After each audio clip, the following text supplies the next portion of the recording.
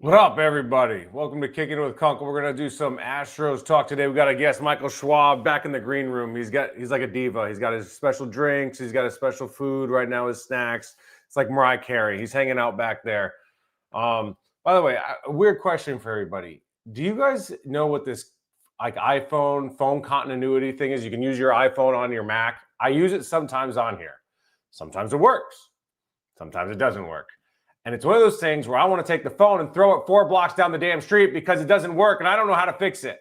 And everything I look up online is like 4 years old. It's not helpful. It tells you just, restart your phone, do all the dumb things. You put rice on it, you're blowing it. So anyway, still looking for something over there. I'm going to restart my phone. Maybe that'll do it. Maybe I just came up with the idea. Still need something on this wall. I need something vertical. So people have had some good ideas. Nothing I've obviously kept. So anyway, let me know what you guys think. Bad weekend of baseball, like really bad weekend for the Astros. What does it mean? Am I overreacting? Am I crazy? My man's a fan. Michael, what's up, dude? What is going on? Your audio is a little low. What's that? Your audio is a little low. How about now? You hear me good? Not really. You're gonna have so much insightfulness. I need everyone to make sure that they can hear all the genius thoughts and the non-emotional takes here on the Astros after getting swept out of Boston and having their ass handed to them. No audio now. Nothing. There it is. Way better. Way better. Hey, look at that. And by the way, Michael broke the Jesus Sanchez news out of Miami, that trade. How'd that go down? I mean, I think the biggest thing about all that is there were things flying left and right during the whole deadline. First off, thanks for having me on the show. Hey, the world for you, boo. But, how the deadline works is they're having conversations through the year. And then as you get closer, it starts getting a little bit more realistic and more things going on there. And then all of a sudden they start throwing in some extra people in there like, hey, what's this? If we can't get this guy, what about this guy? So Jesus Sanchez is one of those. And so, through my conversations, a lot of it about Correa and Cease at the time, then Sanchez's name started popping in. So it got done pretty quickly, and that's when I was able to knock it out. Congrats, man. Thank you. Was that the first big news you've broken, or like what was that for you? I broke the Scherzer to the Rangers news a few years ago. Oh, hell yeah. And so that was gone out there. I've had some other stuff, just smaller things, but nothing like that. So that was a good day for me and a bad day for the haters. I'll say that. Do you have haters out there? I guess so, man. I don't know. Why do they hate you? I think I came on the scene pretty quickly and randomly. And I think a lot of people think that I'm stealing and aggregating content. And the truth is that I'm just getting my information from the same places that a lot of these reporters are. And it doesn't make sense. I've seen you aggregate anything. I think people like to make things up. That's bitches. We can say what we want on here. So do you like, I might like the Jesus trade more than Carlos Correa trade. Your take? If Sanchez trade is so underrated to me. It's very underrated. I think there's a lot of pieces about Jesus Sanchez that many people are not even really considering because a lot of people are hearing about his name for the first time. But a couple different things about him. Number one, he's got now the second best arm on the team outside of Cam Smith. Actually, he's got a stronger arm than him. And then Correa has a great arm, but just with you're looking at the metrics on Savant, Jesus Sanchez has a better arm.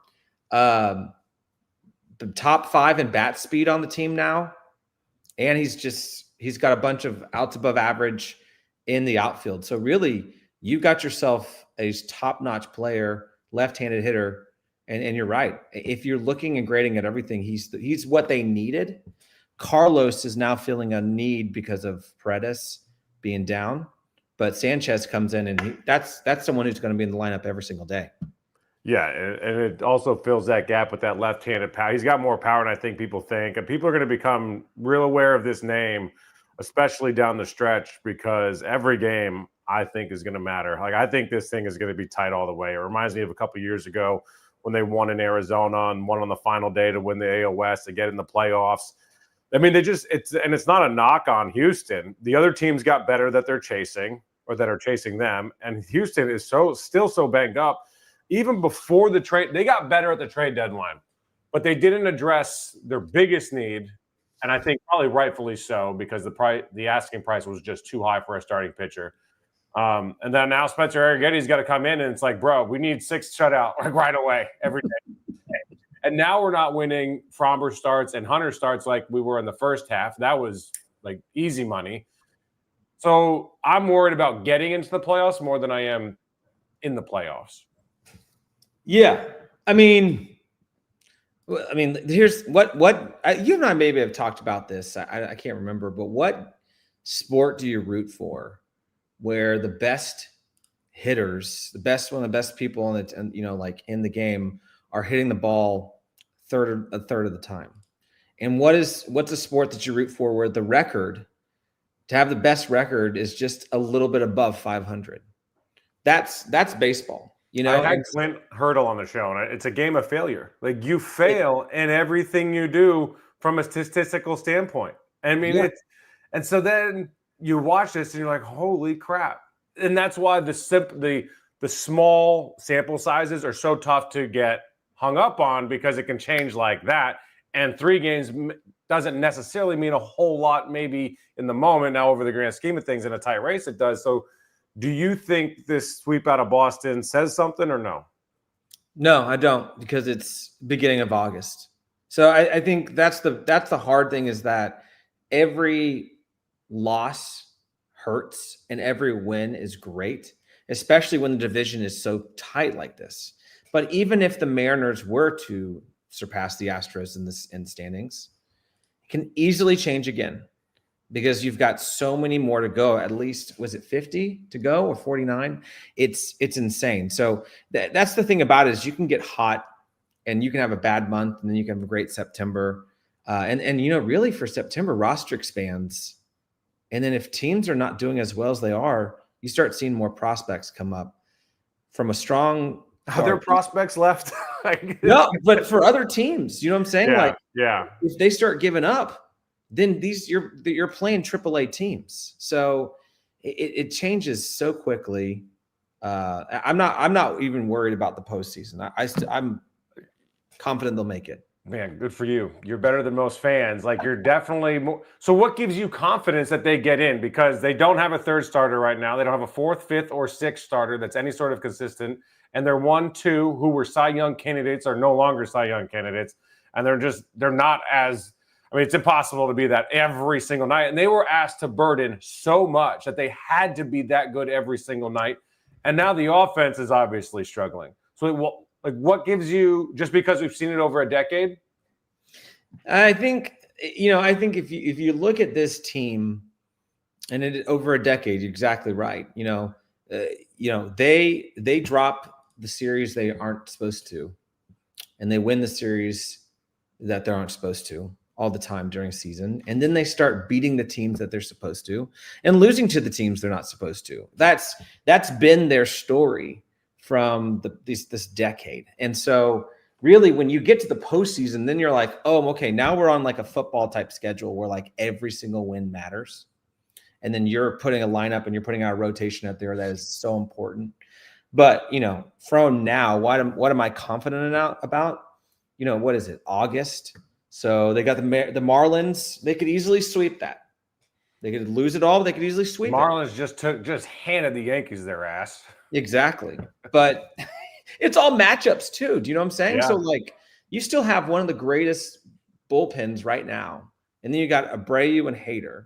So if you're keeping these games close, as long as the starter and pitching that's doing okay, maybe giving up at least 3, they should be able to knock that out. I think Red Sox at home, it's going to be pure vibes with Carlos. It's going to be a wild series for obvious reasons. First game for Alex back and first game for Correa back. I mean, that's a lot of emotion in that building.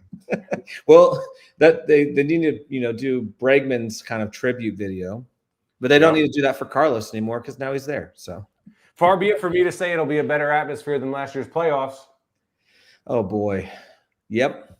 Like that, I'll never forget being in that building, being so like bored with the atmosphere. It just, no one showed up. The interest level was minimal. I think people were exhausted from the long season and the day games. I get it, but it's not like we don't have 8 million people around here and that could fill that stadium quickly.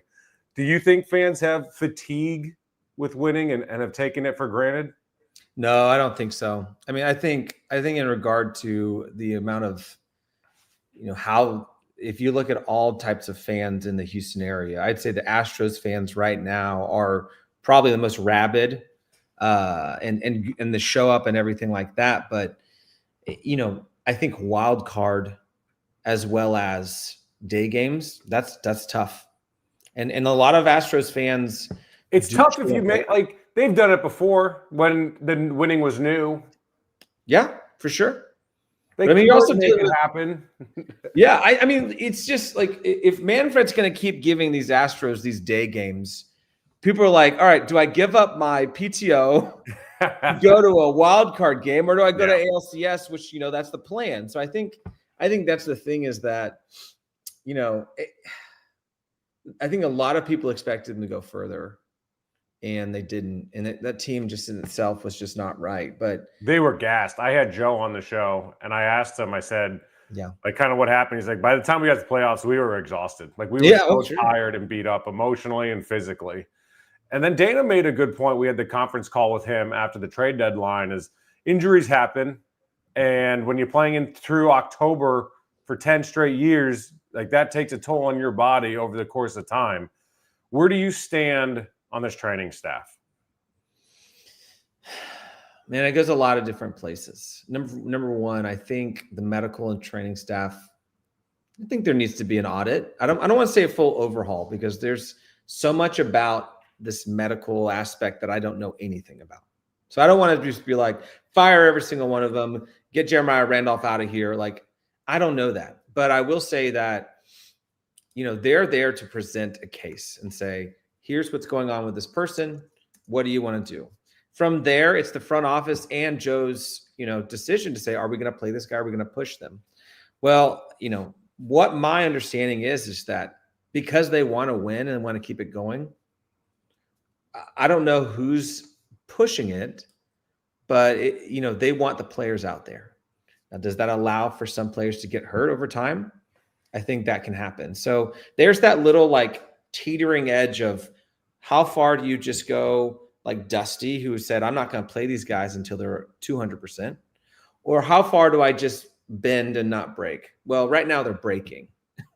And I've talked to players and they've all said that they have faith in this athletic staff and the medical staff as well. I think you might have to start taking a little bit of because at the end of the day, it's up to the players. If the player says, hey, I'm good to go, you have to trust that, assuming like imaging and whatever says like the bone is healed. Then you got to roll with them, but maybe not. Like maybe you start taking their opinion a little bit less than what you have been taking it, because Jordan said he was fine until he wasn't. And I still don't know really what happened with Jake, but because that's the scary one right now. Because that seemed to be avoidable-ish. I mean, here's something insane, but what if a lot of it's just freak related? And no one wants to hear that. Spencer Arrigetti's injury is something I have never heard in baseball and ever. And I talked to him about in the clubhouse. I'm like, hold on, dude. Because I never saw a video of it. I was like, so you're telling me you were standing in the outfield and the BP ball came out and hit you right in the throwing thumb? Right. That's insane. That'll never happen again for 50 years. Nope. And it happens to a dude that is coming into what we expect to be an awesome season. Like, we expect him to be a rock number 3 for this team, which they could have used, or at least a 4 if Ronel Blanco, who we all forget about, is also out for the year. And Hayden Wesneski's out for the year. Right. Like, it has been some freak stuff. And I don't know. Like, I'm in the same boat as you. I don't know, but I do think that something, you can't just keep it the same. Like, something has to change. Somehow, some way. I don't know what that is, but something has to change. Well, I'd say, this is where, one of my biggest concerns going into the season was depth. All right. So like, I think front office, maybe they could have gone out a little bit more and like, hey, maybe you guys needed another bat. Maybe you guys needed just one extra veteran pitcher or something. Because they were scraping the barrel, pulling at these prospects and getting some good stuff, but also some really tough outings. And that also weighs on a starting pitcher when it's like Hunter and Fromber saying, I have to be the guy every single time. Then it's not the postseason. It's freaking August 4th. I think that weighs on them for sure. And because if they don't get the job done, then all of a sudden it taxes the bullpen, and then God knows who's pitching the next day, and if they even have a good start, like that domino effect hits this team hard. And then you're looking at Hader and Abreu that they have to be damn near perfect every single night out. Like when they blow a save, it's magnified significantly because you got to have the wins that you have. And you don't have to win every Hunter Brown, Fromber, Valdez start, but when you are in the game and you have an opportunity to win it late, you got to win it. And for the losses that they've had recently, like Hunter hasn't won a game since July 2nd. Like it's been a minute for him. That's insane to me. Yeah. And I think the thing about that is like now what I do understand about Hunter is, and this is just the mechanics of the game. And you were a pitcher, I believe, right? Yeah, very low level. Good enough to have a YouTube channel.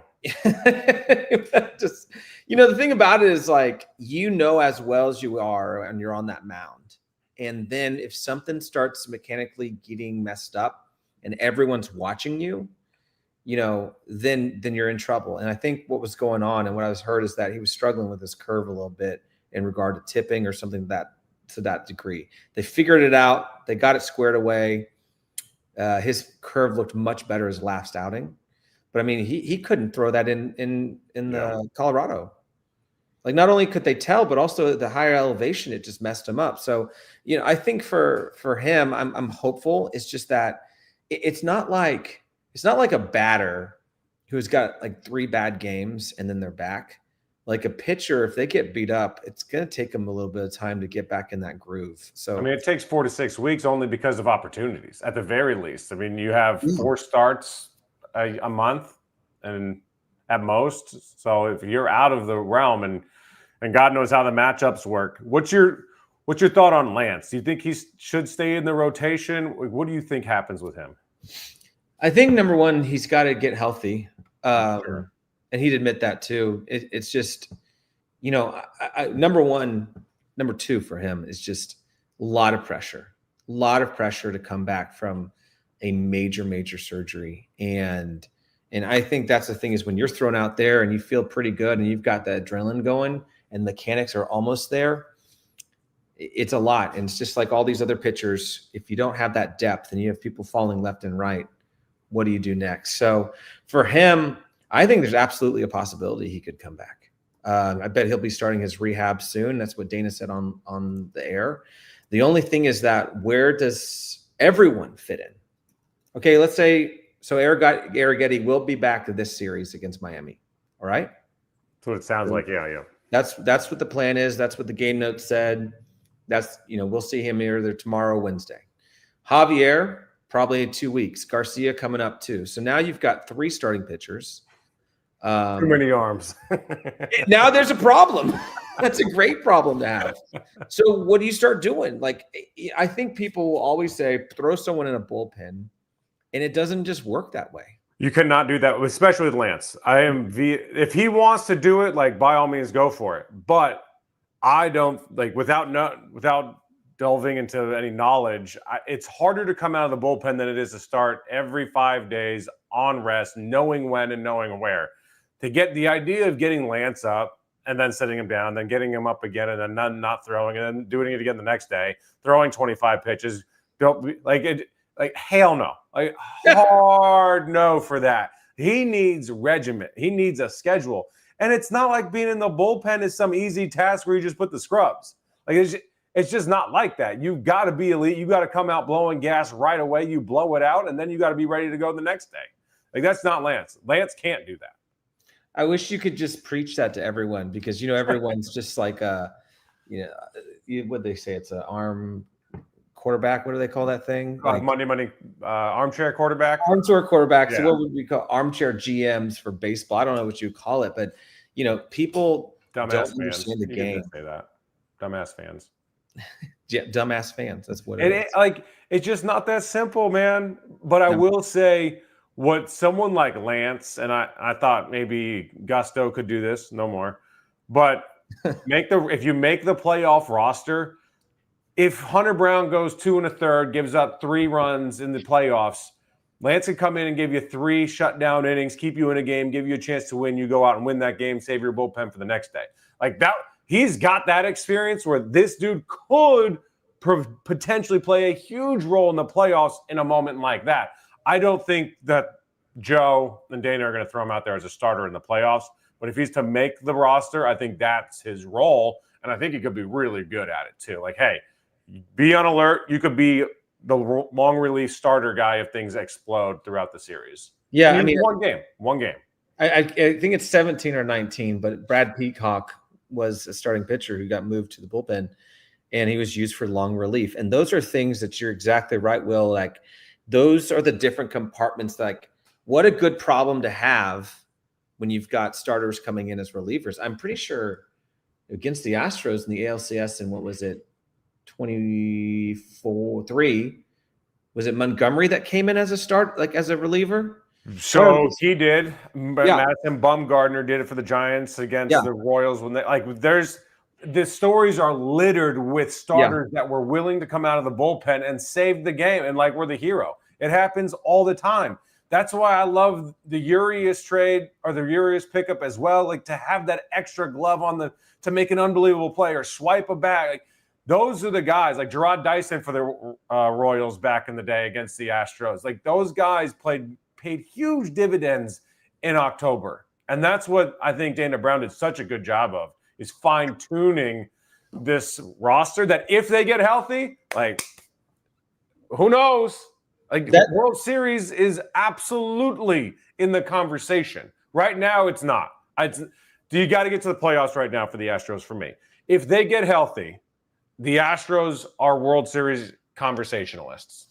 Well, and I will say this is that, all right, so as of today, Astros have a 5.7 chance to win the World Series, according to Fangraphs, which, you know what? That's bigger than most people probably think. What are some other? Who's around them? Okay, so number 1 is Dodgers at 20% chance. Then you got Phillies at 10. Drop all the way down to the Astros. They're right between the Brewers and the Padres. Where are the Yankees? The Yankees are at 8.4, number 3, but that's just because. See, I don't buy that. Yeah, I don't know what it is. Maybe because the betting world always has the Yankees up high because I think they want to get those bets in. I don't know what it is. Maybe they see them as a better lineup in the post. Bro, I don't know what the odds are. If you get good odds in the Astros, put it down now, because they may not even make the playoffs and you lose the bet. But if they get to the playoffs and they get healthy, their movability in that ranking system can go from dead last to anywhere up to the top 3. Because if they get healthy, it's a completely different team. And that's why I think Dana did a really good job at the deadline at fine-tuning, but also getting some big pieces, but not getting over his skis. And it's also tough to do because you don't even know who's coming back. And that's hard to figure out. Well, when you got Carlos Correa, this is where everything changed for me. And right now, we'll have to see how everything plays out. But at this moment of the past 5 years, this could probably be my most favorite trade for this team in regard to a couple different things. Okay, you got a good bat. Carlos is great against left and right-handed pitching. He just is, and his stats show that. Great glove, platinum and gold glove. So you can put him at short, third, second, wherever, he'll do great. And then everyone talks about the leadership aspect of it, and it matters so much because that's the biggest thing to me. It is huge. Maybe not the biggest, but it's huge. Well, and that aspect that the Astros have been missing since he left is so important because he was on the mound with Frommer. He was talking to Neris after he got mad, game 2, game 3 of being back. And so when you have that person and that veteran and that guy who demands respect and people listen in the clubhouse during the postseason, game changer, because that's not been there since The confidence of having been there, the swag, the alphaness, the onions, all of that matters because you feed off of that energy versus a nervous energy, an excited energy. Just that every day, let's go out there, button up, stay tight. Yeah. It's huge for this team. It's huge. And Jose Altuve, as much as he is probably one of the greatest Astros of all time, that argument we can have forever. I think it's almost Is he there. not the greatest Astro of all time? And I think he is. Pretty decent margin. Who's behind him? It goes him, Bagwell, Biggio, I think right now. I mean, it's a pretty wide margin, I would think. Yeah.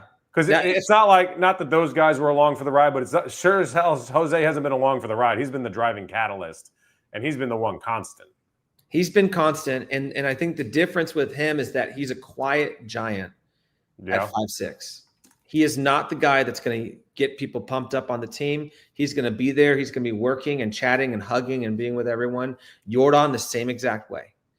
But Bregman had that aspect too.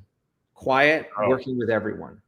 So, I think all these different people, they're like, where's the leader? Altuve's your leader. I'm like, it's different.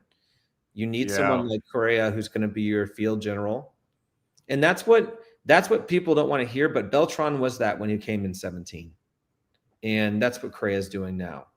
I've said this about the Texans. I have a whole piece about it, that C.J. Stroud needs to be that dude this year. And getting rid of Laramie Tunsil is a massive, massive addition by subtraction because that was his building. It was his locker room, just kind of by default. Not because he was a great leader, just by default, by being the highest paid player, being the longest tenured there. No one was in that building that had any success anywhere else. They were tanking in order to get better. They finally got there. So for CJ to kind of walk into that locker room and just take over is a very difficult thing to do for a guy that's been in the league for 9 years, has signed 2 or 3 different contracts.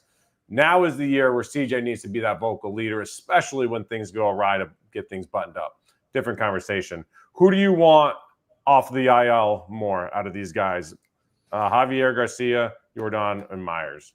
Honestly, I think I want Javier the most because that is your 3 rotation. You go Framber, Hunter, Javier, and he's got zip on his fastball again. He's up to 95, which is above what he was before, and that happens. That happens a lot when you're coming back from surgery like that, especially on the elbow.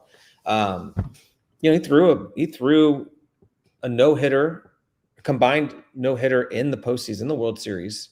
He threw a combined no-hitter at Yankee Stadium, same season.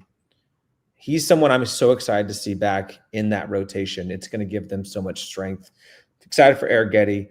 Jordan's number 2.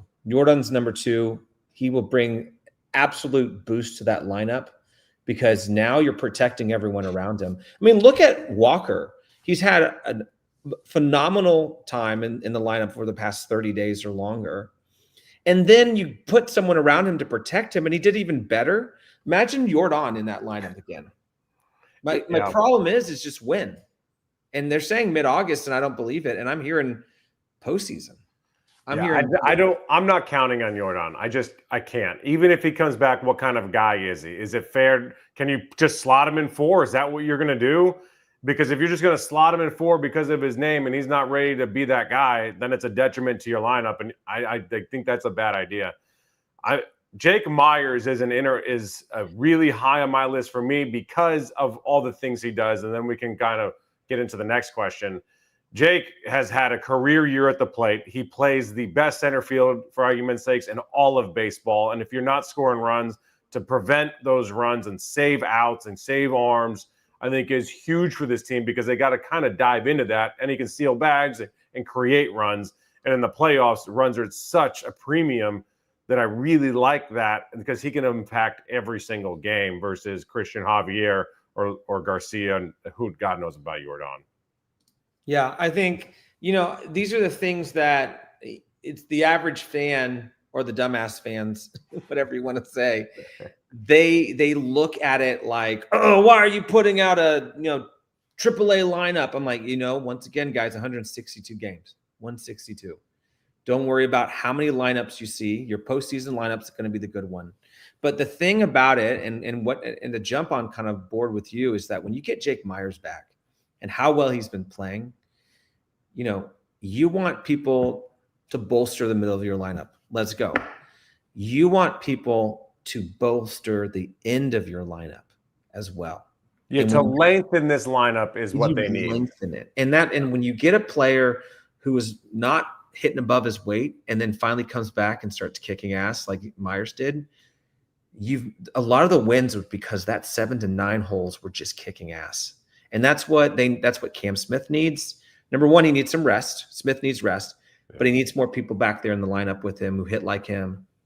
And then you're lengthened. And so you're like, oh my gosh, this guy's only hitting, 250 at the back. Yeah, go for it. It's better than 200.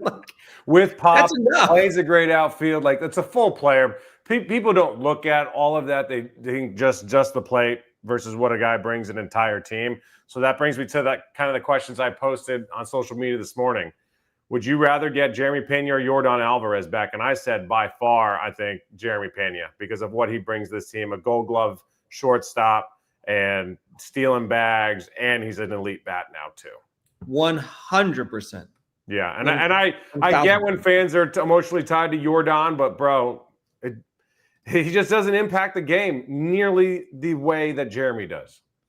No, and this is the thing is like, even if Jeremy was not hitting that great as he was, which he was, he's been having one of the best careers of his life. We're back to 2022 rookie year. And a lot of that comes from the Astros hitting coaches, which I know people like to dump on them. But that's Cintron working with them. That's Snicker. That's them working on him every single day. But what he's doing to that lineup and what he's doing to that dirt is his glove, like you said. And everyone wants to crap all over Christian Walker, and finally they're calming down a little bit. But he is. But he was bad. Like, he was bad. He was so bad. But he was bad. He was very bad. But a lot of those plays that got done and double plays is because of Walker's glove, and that is the truth. And Pena, sometimes his arm struggles a little bit of location. Walker has had his back all season. Those things matter so much. And that's what wins championships right there, is how good are these players in the dirt? You cannot give extra outs in the playoffs. We saw last year's World Series, the Yankees made a fool of themselves. They couldn't run the bags and they couldn't field the ball. Like, they gave outs consistently away to the Dodgers. And in the World Series, you're going to be facing the best team.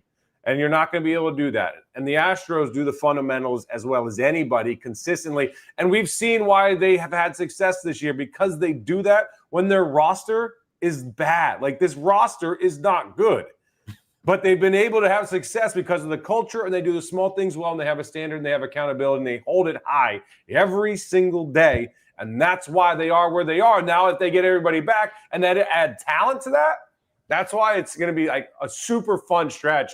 But there's going to be a lot of emotional rides between here and like middle September. You're exactly right. But man, roster's mess come October, that'll be one of the best rosters in the postseason. For sure. Like, assuming they're healthy. Like, assuming they're healthy. You go Framber, Hunter, Javier, and then what do you go? Arrighetti and Garcia together? Do you know what I'm saying? Like, 4 games in a 7 right there. That's a strong rotation. You've got freaking Hader and Abreu in the back of the bullpen. Maybe they get Presley. And I know people want to say things about that, but if he's coming in the 6th. If he's comfortable. See, yes. So here's the thing. And I did this on one of my shows too. I was like, as soon as you put a dude in an Astros uniform, for whatever reason, they become better. Like, Kikuchi last year was not good. And then he came over here. It's like, oh, hey, watch what you can do this. And then boom, won every damn start he had, for God's sakes. Like, everybody that puts on the uniform is better. So maybe familiarity will help Presley. Maybe he's over the not closing thing. That's my one. He was inarguably not very good as a non-closer. No. So he's got to buy into it. And then if he does and he wants to come back, let's roll. Like, why not roll the dice? He's better than Hector Neris as an option. That's exactly right. I mean, I think you've got to be okay with, number one, you got to get leads where you can bring in guys like Neris and Presley when you're 5 up. There you go. You replace Caleb Ort with that. You replace any of these guys with veterans like that. They matter because they know the game so well. They got to know the game well, especially in the postseason. And, back to the roster aspect, I was at the Space Cowboys game on Sunday, and I was watching Jacob Melton. I was watching Bryce Matthews. I was watching all these guys. Melton's got an OPS up to 900. He's almost at 1,000 at Space Guys. That's what you should see. Yeah. Matthews up there too, 800, almost 900. So you get that one guy, probably Melton, to be in the outfield, to be a pinch runner. Those things, those little pieces build out a badass roster. Trade deadline, I was surprised there wasn't more rumors and sound around Chaz McCormick, because I know there was a lot of action around his name in the offseason and kind of throughout the season. I thought maybe he would have some more value on the trade market than they would here, because they clearly just view him as a platoon guy. And I think he would benefit greatly to resurrect his career if he was able to get consistent ABs somewhere else. Were you surprised they held on to Chaz? Now, again, I don't know exactly. I never asked how it came down to on trade deadline day, but I know that there had been interest throughout. Yeah, I mean, his name was really popular last year. Mm-hmm. And there's talk that he thought he was gone. And I think his name probably didn't come as much up as he thought, which works out fine, but because he gets to stay here. But the names that came up were Walker Yannick. I think it's Yannick. Mm-hmm. And a top catching prospect came up a lot. Arrigetti's name came up a lot. They want people who are either a top prospect or someone who major league talent who's shown a lot. And so I just don't think his name was there. Myers' name. To the comments section quickly, Brian Todd says, "What? Presley on the Cubs? He's no longer. He was DFA'd, so he's no longer there." Yeah. And anybody else has questions, chime in as well. I'm surprised that Bryce Matthews meant so much to the Astros, and clearly he's their second baseman of the future. It sounds like. Yeah, I think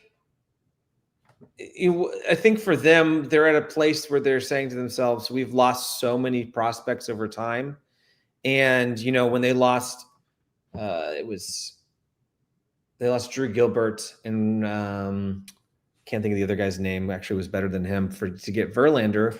In that moment, it made sense, but you just took out big names out of your prospect list. They were at this point where they're saying, all right, all these trades have to make sense if we're going to touch and take any of these guys away. Well, they didn't have to.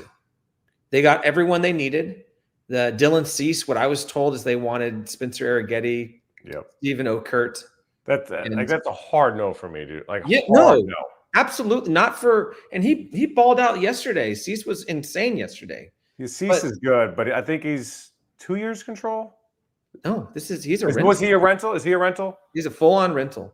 Okay, yeah, hard no. I thought there was someone else they were looking for that was, I think, had a second year of control. Or it don't matter. Stanley Alcantara, I was told, and I broke the news on that one. Actually, was they were talking to him, and that was just these conversations with starters were like, if we can get someone, we can. And a lot of the national news guys kept saying like, the Astros need a starter. The Astros need a starter. But you and I know, well, there's so many coming off the IL. As long as they're good in a good position, they'll be fine. They've got 6 guys they can use at a good place who are major league talent, not just random guys, major league talent pitchers, World Series pitchers. So, I think for them, that was an idea where they could go with it, but they didn't want to give away talent unless it was a worthy thing. And everyone was asking too much. Yeah. How do you see this week playing out? What are you looking for? So, you know what? Let's go for it. I think they should sweep. I want them to sweep, but Jason Alexander's pitching tonight. So I think that's going to be a tough matchup. Then you got the Yankees at Yankee Stadium. That they should play hard and they will step up for it. I think they're all in shock after the deadline. Yeah. I think they're all in shock. But what do I want to see out? I want to see him win. I want to see him 4 out of 6 games. Now, I'd love to see 5 out of 6, but I think they take 2 or 3 at minimum at both of those. Oh, absolutely. Yeah. That's what I want to see. And then I want to see him come back and kick the Red Sox ass at home and say, hey, I know you guys were excited about that sweep, but they're sweeping at home too. Damn. Yeah, I think if they take 2 or 3 out of both of those, I'll say that they come home, lose 2 or 3, just because it's going to be like this. You're not going to be able to predict it. It's going to be an emotional ride. When do you think that this season, do you think they clinch the AL West, and when do you think they do it? I think if they clinch the AL West, when they clinch the AL West, I think it's going to be, what's the end of the season? I think it's going to be mid-September. Okay, so like a week left? Yeah, I think so. Well, it just depends how it all goes. I mean, once again, and I'm so bullish about this, and people can bookmark me and come after me. I don't think there's a better team in the AL West than the Astros. And I think they are the ones they are only have to beat themselves. And they have just been, harming themselves lately. And so I know the Mariners got better. I know the Rangers got better, but I look at 2 situations. Okay, Suarez and Naylor. Okay, both got great bats. Suarez, not much of an average hitter, like hit for average, but of course he's just hitting bombs everywhere. Those are things that you can easily go against with your analytical department and say, like, if he's hitting home runs all the time, well, it's not going to happen here. Not a good glove. Naylor, definitely not a good glove either. So the Mariners got better. The Rangers got a good pitcher. I still think when you've got this gigantic system of the Astros and it's not just top heavy across the board, they're all good. It's theirs to lose. I think they're going to be fine. Man, I hope am I frozen again? You're frozen, but that's okay. Maybe are you a ventriloquist? Golly, Looks like you're. I'm not even that. A ventriloquist moves. Damn StreamYard. Yeah, I think both teams. I think all 3 of those teams are very equal, like very, very equal. And it's going to just come down to a game and a half, 2 games. I think the wild card is going to make it super exciting and fun, for better or worse. Oh, I'm going to end on this. What do you think about my insane idea to get rid of extra innings? It's already a gimmick by putting a man on second base. Just go to the swing off. Let's do the swing off that we saw in the All-Star game and just let's go for pure entertainment, dude. I used to be a traditionalist. I hate the idea of it, but I think it's fun as hell. Dude, after the All-Star game, I'm all for it. I'm all for it, man. Just get a swing off going. Okay, if people are nervous, okay, just do you do the 10th inning and then go forward and do that. But here's the thing. But it's already then get rid of the ghost runner if you're gonna do that. Don't give me a quasi gimmick and then go full gimmick. Like either go real baseball or full gimmick. Like none of this BS. Yeah, that's right. Take the ghost runner, you get 10 innings, then it's a swing off and people go nuts. And then you throw t-shirts and hot dogs during it too. Just go crazy. Hell yeah. Absolutely. Streamers, fireworks, everything. That's the one thing that baseball has always lagged on. Sadly, I'm a traditionalist. I don't like a whole lot of change in the sport of baseball, but you have to. It's an entertainment world. It's 2025. You just have to become as entertaining as possible. The NFL does it every single year. The game gets easier and easier for the offense. You protect the quarterbacks more and more. You take out the defense. It's because you got to have the quarterbacks on the field. You got to have them healthy. And then basketball, the 3-point, it's just a high-flying, no defense, run around. It's not about the sport anymore. It's all about entertainment. And it's tough in baseball because the numbers mean so much, but it's all going to change. And you got to survive at this point. I think that the swing off would do that. The swing off would do it. They do it in hockey, and it's just the hockey 3-on-3 is so freaking fun to watch. It's so fun. Make it fun for fans. That's it. That's the biggest thing is all right, make it fun for fans. Make your highlights available to everyone, to every influencer and everyone. Just send your videos to everyone. Stop being so weird. Get the young. No lockouts. No lockouts. Just let people watch, and if they want to make money, let them take bets on the freaking swing off.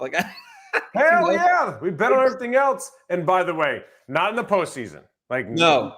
Like hockey, baseball, basketball, football, everything is as traditional and as sport driven as humanly possible. You want the purest aspect of the game in the postseason. No gimmicks in the postseason, just in the regular season. Let's get through this thing. Let's have some fun. Let's be entertained. And take the ghost runner out of the postseason. That's what I think too. Get it That's out. not in the postseason. Yeah. Is it? No. I think so. No. Don't talk like that. No way. No way. I think they put it in. I think last year it was too, wasn't it? No way. Let's see. No, the ghost, according to AI overview on Google. Well, you never know what that. Which has never been wrong. The Ghost Runner was ruled. Yeah, I think it's only regular season. It's not in the postseason. Don't say that, Michael. Don't do this to me. I don't know, man. I thought I saw it somewhere, so I hope I'm wrong. It was probably cricket. It was cricket, for sure. My cricket watching games. Okay, good. That's good. Yeah, purest aspect of sports in the postseason. That's what's so fun about hockey. Is it frozen again? That's what hockey is awesome. You get like quadruple overtime, triple overtime, and it's stressful as hell.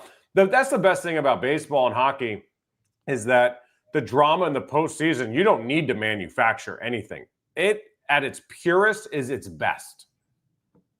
Yeah. That's what I love about it. It's America's ball game. I mean, it's America's tradition. And what's better than hot dogs and baseball, man? And beer, bro. And beer. You gonna do the 9-9 challenge or 999 challenge? Maybe I will. Maybe I can get people to sponsor me and I'll do it. I'll just be like, you know what? If you get a sponsor, I'll do it with you. Okay, let's do it. Carbach. We're making a plea to all the Houston-based beer companies. Will and I will do a 9-on-9 challenge if you sponsor us. That would be fun and horrible at the same time. But I'm in. I will do it. It'll be a blast. Yeah. Oh boy, what have I done? I don't know, my man. I appreciate you coming on and kicking it with Kunkel, baby. Hey, absolutely. Thanks for having me. Hey, you got it, bud. All right, guys. Appreciate everybody tuning in. Awesome conversation. Let's talk about Texans very quickly. Cam Robinson went down left tackle today. Seemed like from what I've seen, I haven't seen any further reports on it being a really bad injury. He did get up and walk off afterwards. Obviously, the Texans cannot afford any sort of injuries in training camp. So ideally, that's not the case. And of course, we have video issues once again. Can we unfreeze the damn thing, please? All right, I'm going to wrap it because I hate StreamYard. I'm going to punch you in the head. Appreciate y'all. Subscribe, like the video, and I appreciate all your support. See y'all.